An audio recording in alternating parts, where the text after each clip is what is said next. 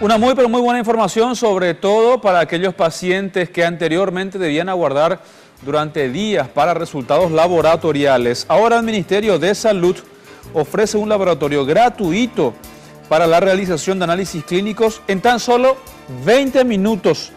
Esto mediante el equipamiento de última generación que poseen en la 18ª región sanitaria. Por ejemplo, si uno tiene una orden de análisis de cualquier hospital para hematología, inmunología, materia fecal, orina o tuberculosis, se puede acudir hasta este edificio ubicado sobre Brasil Casi Petirosi desde las 6 de la mañana por orden de llegada.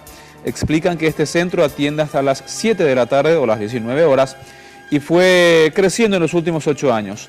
La última inversión que realizaron fue de $500.000.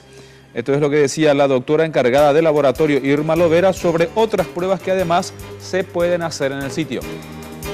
Todo lo que sea química clínica y también, ¿por qué no?, la parte de dengue, ¿verdad? La parte por método de ELISA, tenemos el HIV, también por test rápido y luego se confirma por método de ELISA, y todo lo que requiere realmente los estudios básicos.